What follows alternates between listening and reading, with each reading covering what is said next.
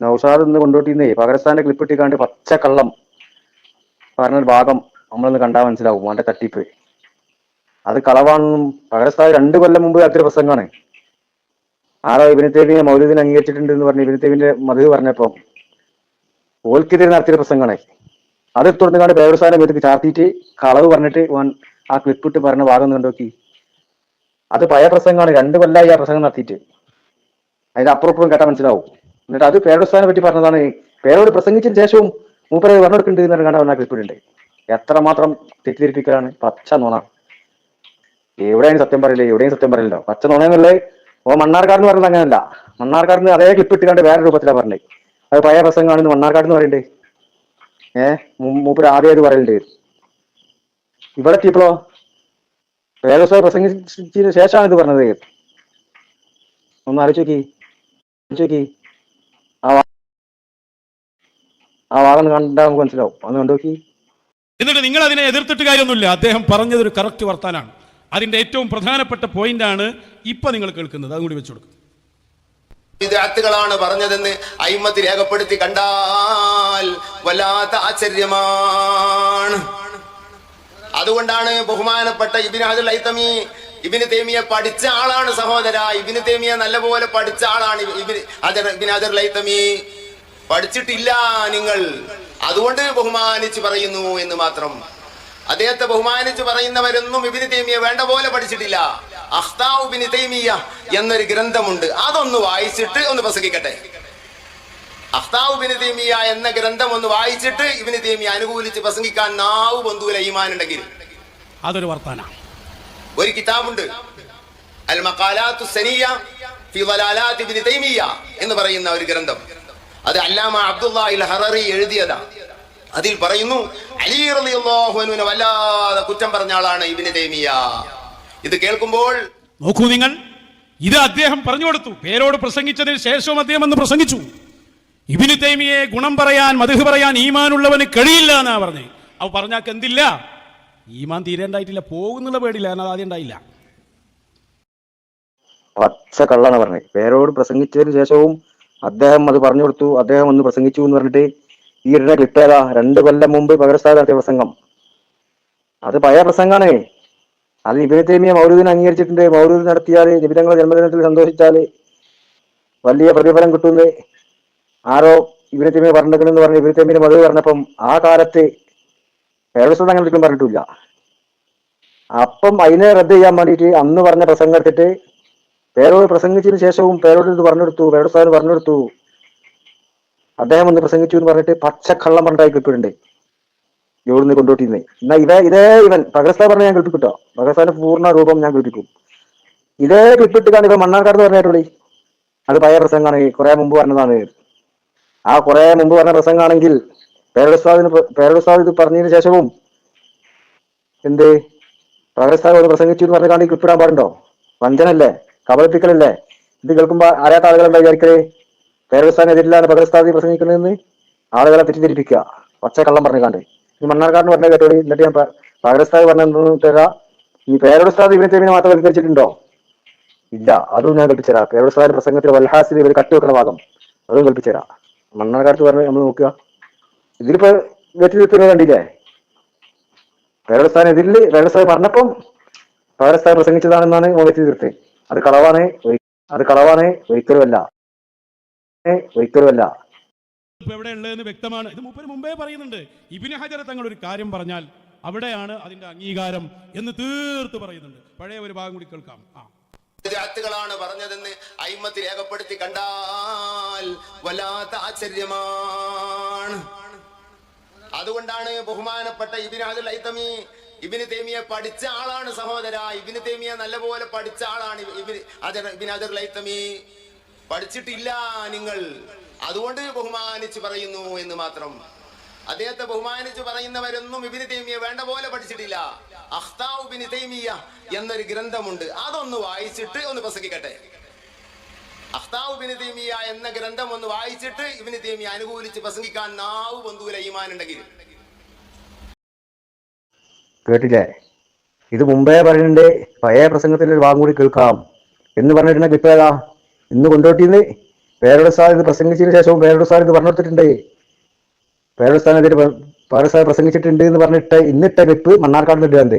അവിടെ എന്താ പറഞ്ഞ പഴയ ക്ലിപ്പാണ്, മുമ്പേ പറഞ്ഞ ക്ലിപ്പാണ്.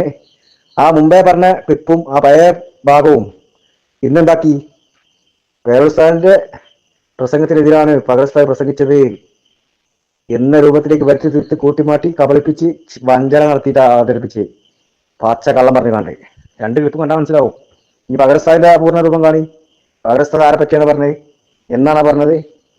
എത്രയോ വർഷങ്ങൾക്ക് മുമ്പ് 2 വർഷത്തോളമായി ആ പ്രസംഗം നടത്തിയിട്ട്. അന്ന് ഇബ്നു തൈമിയ്യ മൗലൂദിനെ അംഗീകരിച്ചിട്ടുണ്ട് എന്ന് പറഞ്ഞിട്ട് ഇബ്നു തൈമിയ്യ ആരോ മധു പറഞ്ഞല്ലോ. അവർക്കെതിരെ നടത്തിയ പ്രസംഗമാണ്. പേരോട് ഉസ്താദ് ഒരിക്കലും ഒന്നും അത് പറഞ്ഞിട്ടില്ല. ഇനി പേരോട് ഉസ്താദ് ഇബ്നു തൈമിയ്യ മധു പറഞ്ഞിട്ടില്ല. അത് ഞാൻ കൽപ്പിച്ചു തരാം. പേരോട് ഉസ്താദ് പറഞ്ഞ എന്താണെന്ന് തിരിയാഞ്ഞാ പിന്നെ എന്താ ചെയ്യാ? പാച്ച കള്ളം പറഞ്ഞാണ്ട് പറയാണ്. ഈ പകൽ ഉസ്താദിന്റെ ആ ഭാഗം കേട്ടോളി, അതിന്റെ അപ്പുറം പൂർണ്ണമായിട്ട്.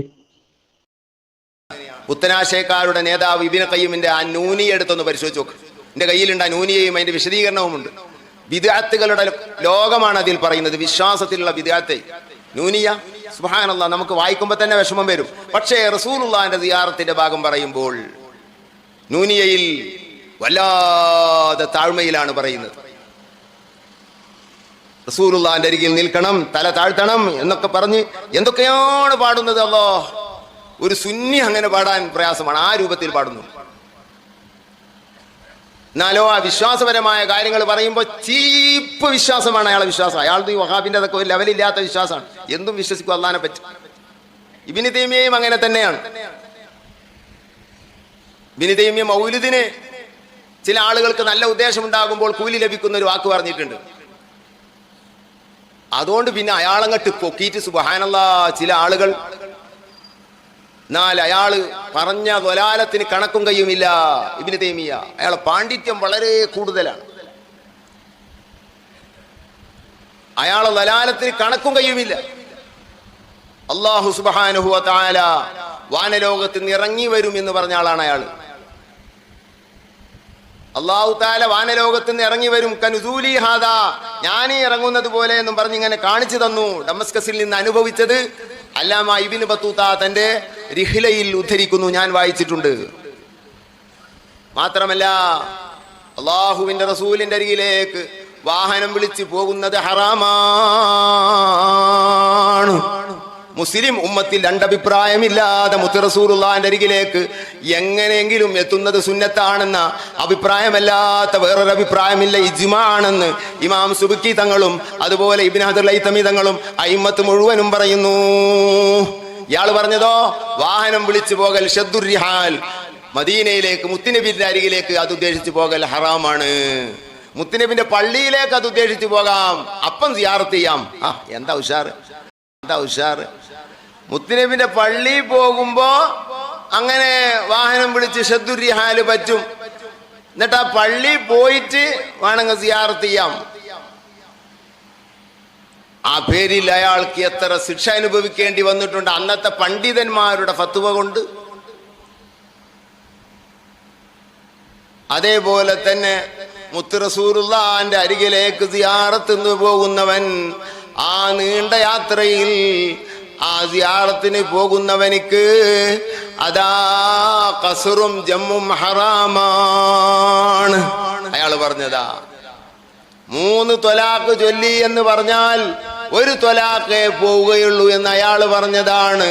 സുബ്ഹാനല്ലാഹ്, അയാൾ എത്ര ബിദ്അത്തുകളാണ് പറഞ്ഞതെന്ന് അയിമ്മത്ത് രേഖപ്പെടുത്തി കണ്ടാൽ വല്ലാത്ത ആശ്ചര്യമാണ്. അതുകൊണ്ടാണ് ബഹുമാനപ്പെട്ട ഇബ്നു ഹജർ ലൈതമി ഇബ്നു തൈമിയ്യ പഠിച്ച ആളാണ് സഹോദര. ഇബ്നു തൈമിയ്യ നല്ലപോലെ പഠിച്ച ആളാണ്. ഇബ്നു ഹജർ ലൈതമി പഠിച്ചിട്ടില്ല നിങ്ങൾ, അതുകൊണ്ട് ബഹുമാനിച്ച് പറയുന്നു എന്ന് മാത്രം. അദ്ദേഹത്തെ ബഹുമാനിച്ച് പറയുന്നവരൊന്നും ഇബ്നു തൈമിയ്യ വേണ്ട പോലെ പഠിച്ചിട്ടില്ല. അഖ്താഉ ഇബ്നു തൈമിയ്യ എന്നൊരു ഗ്രന്ഥമുണ്ട്, അതൊന്ന് വായിച്ചിട്ട് ഒന്ന് പ്രസംഗിക്കട്ടെ. അഖ്താഉ ഇബ്നു തൈമിയ്യ എന്ന ഗ്രന്ഥം ഒന്ന് വായിച്ചിട്ട് ഇബ്നു തൈമിയ്യ അനുകൂലിച്ച് പ്രസംഗിക്കാൻ നാവ് പൊന്തൂല ഈമാൻ ഉണ്ടെങ്കിൽ. ഒരു കിതാബുണ്ട്, അൽ മഖാലാത്തു സനിയ ഫി ളലാലാത്തി ഇബ്നു തൈമിയ്യ. കേട്ടില്ലേ? പകരം ഉസ്താദ് ആർക്കെതിരെയാണ് പറഞ്ഞത്? ഇബ്നു തൈമിയ്യ മൗലൂദിന് നല്ല ഉദ്ദേശം ഉണ്ടെങ്കിൽ കൂലി എടുക്കുമെന്ന് പറഞ്ഞിട്ടുണ്ട്. അത് പറഞ്ഞുകാണ്ട് ഇബ്നു തൈമിയ്യ ചില ആളുകൾ കൊണ്ട് പൊന്തിച്ചിട്ടുണ്ട്, പൊക്കിയിട്ടുണ്ട്, മധു പറഞ്ഞിട്ടുണ്ട് എന്ന് പറഞ്ഞ അവർക്കെതിരെയാണ് പറഞ്ഞത്. അത് ഒരിക്കലും പേരുടെ ഉസ്താദ് പറഞ്ഞതല്ല. പേരുടെ ഉസ്താദ് അങ്ങനെ പറഞ്ഞിട്ടില്ല. അത് അങ്ങനെ ആരോ പറഞ്ഞപ്പം അവർക്കെതിരെ അന്ന് 2 കൊല്ലം മുമ്പ് നടത്തിയ പ്രസംഗമാണ്. അതെടുത്തിട്ട് നേരെ പറയാൻ വിറ്റാക്കി കൊടുത്ത്. പണ്ട് പെരുമളസാന്റെ ആ ക്ലിപ്പ് ചെമ്മാടുത്ത പ്രസംഗം എടുത്തുകൊണ്ട് ചെയ്ത് കണ്ടില്ലേ? എന്താ ഇത്? കക്കാടിന്റെ ശേഖനെതിരെ പെരുമളസായ പ്രസംഗിച്ച ആ പ്രസംഗത്തിന്റെ ആദ്യ ഭാഗമാണ് കട്ട് ചെയ്തിട്ട് ലാസ്റ്റിക്ക് അവിടുന്ന് എടുത്തുകാണ്ട് നേരെ സി എം അലിഖാന്റെ വെത്തിക്കാൻ ചാർത്തി കൊടുത്ത്. പാച്ചക്കള്ളം പറയാൻ മുമ്പേ ഞാൻ കൽപ്പിച്ചിട്ടുണ്ട്. അന്നതുപോലെയാണ് ഈ തട്ടിപ്പ്. ഈ പേരുടെ ഉസ്താദ് ഒരിക്കലും ഇവരും തെമ്മിനും അത് പറഞ്ഞിട്ടില്ല. ആ പേരുടെ ഉസ്താദ് പറഞ്ഞ വാങ്ങി കേട്ടോളി. ഇബ്നു തൈമിയ്യയെ സംബന്ധിച്ച് മുൻഗാമികളായ ഇമാമിങ്ങൾ ആരും അവർ പക്ഷപാതിത്വപരമായിട്ടൊന്നും പറഞ്ഞിട്ടില്ല. ഒരു മനുഷ്യന് അബദ്ധം പറ്റാം, അദ്ദേഹത്തിന് പല അബദ്ധങ്ങളും പറ്റിയിട്ടുണ്ട് എന്നാണ് ഇമാമിങ്ങൾ പറഞ്ഞത്. അതിൽപ്പെട്ട ഒരു അബദ്ധമായിരിക്കാം ആ സംഭവിച്ചത്. നബി സല്ലല്ലാഹു അലൈഹി വസല്ലം നിങ്ങളെ വിളിച്ച് ഇസ്തിഗാസ ചെയ്യാൻ പാടില്ല എന്ന് പറഞ്ഞത് ഒരു അബദ്ധമായിരിക്കും. നമ്മൾ അബദ്ധത്തെയല്ലല്ലോ പിന്തുടരേണ്ടത്, സുബദ്ധത്തെയല്ലേ പിന്തുടരേണ്ടത്. അവിടെ അബദ്ധത്തെ ന്യായീകരിക്കാൻ വേണ്ടി ഇബ്നു തൈമിയ്യ വലിയ ആളാകുന്നു, വലിയ വിവരമുള്ള ആളാകുന്നു എന്ന് പറയുന്നതിന് യാതൊരു അർത്ഥവും ഇല്ല. എത്ര വലിയ ഏത് ആനയും ചിലപ്പോൾ അടിതെറ്റിയാൽ ആനയും എന്താവുന്നതിനും വീഴും എന്നാണ്. മനസ്സിലായത്? ആനല്ലേ എന്നിട്ട് കാര്യം ഉണ്ടാവില്ല. കേട്ടില്ലേ? ഇബ്നു തൈമിയ്യക്ക് പല അബദ്ധങ്ങളും പറ്റിയിട്ടുണ്ട്. അത് ഇമാമിങ്ങൾ പറഞ്ഞിട്ടുണ്ട്. അതിൽപ്പെട്ടൊരു അബദ്ധമാണ് മറ്റേ ഇസ്തിഹാസനെ പറ്റി പറഞ്ഞത് എന്ന് പറഞ്ഞിട്ട് ഈ അബദ്ധത്തെ ന്യായീകരിക്കാൻ വേണ്ടി ഇബ്നു തൈമിയ്യ വലിയ ആളാകുന്നു, വലിയ പണ്ഡിതനാകുന്നു എന്ന് ആരും പറയണ്ട. അങ്ങനെ പറയുന്നത് ഒരു അർത്ഥവുമില്ല എന്ന് പറഞ്ഞാൽ ഈ ഭാഗമൊന്നും പറ്റൂല, കേൾപ്പിക്കൂല. ഇത് പറഞ്ഞിട്ടുണ്ട് ഇബ്നു അസ്ഖലാനി മതവിരോധിയാണ് ഇബ്നു തൈമിയ്യ എന്ന് പറഞ്ഞ ഭാഗമുണ്ട്. അതൊന്നും പറ്റൂല, ക്ലിപ്പ് കാണിക്കണില്ല. അതൊക്കെ കട്ട് വെച്ചിട്ടാ. അതിന്റെ അപ്പുറത്ത് എത്ര വിഷയങ്ങൾ ഇബ്നു തൈമിയ്യ സ്വീകരിക്കാൻ പറ്റൂല എന്ന് പറഞ്ഞ എത്ര ഭാഗങ്ങളുണ്ട്? ഒരുപാട് ഭാഗങ്ങൾ ആ പ്രസംഗത്തിലുണ്ട്. അതൊന്നും കേൾപ്പിക്കൂല. അവിടുന്ന് നടുവിന്ന് മാത്രം എടുത്തിട്ട് കട്ട് ചെയ്തിട്ട് ആളുകളെ തെറ്റിദ്ധരിപ്പിക്കാൻ വേണ്ടി മാത്രം. കളവല്ലാതെ എന്താണല്ലേ? സർവം കളവാ. ഇപ്പൊ ഞാൻ മുള്ളിട്ട് കളവല്ലേ? പകരസ്ഥാന്റെ ക്ലിപ്പ് ഇട്ടുകാണ്ട് തെറ്റിദ്ധരിപ്പിക്കാൻ ശ്രമിച്ച് പച്ചക്കള്ളം പറഞ്ഞുകാണ്ട്. അതുകൊണ്ട് തന്നെ ഇവിടെ പരാമർശിച്ച വിഷയങ്ങളിലൊക്കെ ഇവിടെ പരാമർശിക്കപ്പെട്ട ആ പണ്ഡിതൻ അദ്ദേഹം അങ്ങനെ പറഞ്ഞിട്ടുണ്ടല്ലോ, ഇങ്ങനെ പറഞ്ഞിട്ടുണ്ടല്ലോ എന്ന് പറയുന്നതിന് ഇസ്ലാമിക പ്രാമാണിക രംഗത്ത് യാതൊരു പ്രസക്തിയും ഇല്ല. അതേസമയം 3 നൂറ്റാണ്ടിൽ ജീവിച്ചവരേ അല്ല, അവിടെ നിന്ന് ഇങ്ങോട്ട് 600 കൊല്ലത്തോളം ജനിച്ചവരും അല്ല. അങ്ങനെ ഹിജറ ആദ്യ വർഷം മുതൽ 600 വർഷം വരെ മുതഖദ്ദിമീങ്ങളുടെ കാലമൊക്കെ കഴിഞ്ഞതിന് ശേഷം രംഗത്ത് വന്ന ഏതെങ്കിലും പണ്ഡിതന്മാർ മുൻഗാമികളായ പണ്ഡിതന്മാരൊക്കെ പറഞ്ഞതിന് വിരുദ്ധമായി ഒരാശയം പറഞ്ഞാൽ ആ ആശയം തള്ളപ്പെടുക എന്നല്ലാതെ മുൻഗാമികളെ തള്ളി പിൻഗാമികളെ സ്വീകരിക്കുക അങ്ങനെ ഒരു നയം ഇല്ല. അത് സുന്നത്ത് ജമാഅത്തിൻ്റെയോ ഇസ്ലാമിക മാർഗത്തിൻ്റെയോ വഴി അല്ല. അപ്പോൾ ആ മുൻഗാമികളായ പണ്ഡിതന്മാർ അവർ പറഞ്ഞതിന് വിരുദ്ധമായി, അത് തലാഖിൻ്റെ മസലയാണെങ്കിലും തവസ്സുലിൻ്റെ മസലയാണെങ്കിലും ഇസ്തിഗാസയുടെ മസലയാണെങ്കിലും ഇനി വേറെ ഏതെങ്കിലും വിശ്വാസപരമായ വിഷയമാണെങ്കിലും മുൻഗാമികളായ പണ്ഡിതന്മാർ അഥവാ സലഫ് 3 നൂറ്റാണ്ടിൽ ജീവിച്ച സലഫുകൾ അവരോട് പിന്തുടർന്ന് ജീവിച്ച മുതഖദ്ദിമീങ്ങളായ ഇമാമിങ്ങളോ അവരൊന്നും പറയാത്തൊരു കാര്യം പുതുതായിട്ട് ഒരാൾ പറഞ്ഞാൽ അത് പുതിയ വാദമാണ് എന്നാണ് മുസ്ലിം പണ്ഡിതന്മാർ അതിനെ സംബന്ധിച്ച് പറയുക. അതുകൊണ്ട് വ്യക്തി നമുക്ക് യാതൊരു വിധത്തിലും പരാമർശ വിധേയം അല്ല. ഇതേപോലത്തെ ഒരുപാട് വാചകങ്ങൾ ഉസ്താദ് പറഞ്ഞിട്ടുണ്ട്. ഇതൊന്നും മറ്റൊരാൾ ഒക്കെ ഇബ്നു തൈമിയ്യക്ക് എതിരായിട്ട് പറഞ്ഞ ഓരോ ക്ലിപ്പുകൾ തുടക്കം മുതൽ കേട്ടാൽ മനസ്സിലാവും. ഇതൊക്കെ അടം പിടിച്ച് കട്ട് വെച്ചിട്ട് ഒരു ഭാഗം മാത്രം എടുത്തിട്ട് തിരിച്ചിരിപ്പിക്കുക. എത്ര സ്ഥലത്ത് പറഞ്ഞിട്ടുണ്ട് ഇബ്നു തൈമിയ്യയെ സ്വീകരിക്കാൻ പറ്റൂല എന്ന് പറഞ്ഞിട്ട് ക്ലിപ്പ് കണ്ടാൽ തന്നെ മനസ്സിലാവും. ഒക്കെ ഇബ്നു തൈമിയ്യയെ പരാമർശിച്ചതാണ്. ഇവിടെ പരാമർശിച്ച വ്യക്തി പറഞ്ഞാൽ ആ വിഷയം തന്നെ ഇബ്നു തൈമിയ്യ വ്യതിയാന ചിന്തകനാ. അപ്പൊ അതിനെ പറ്റിയാണ് പറയണ്ടേ.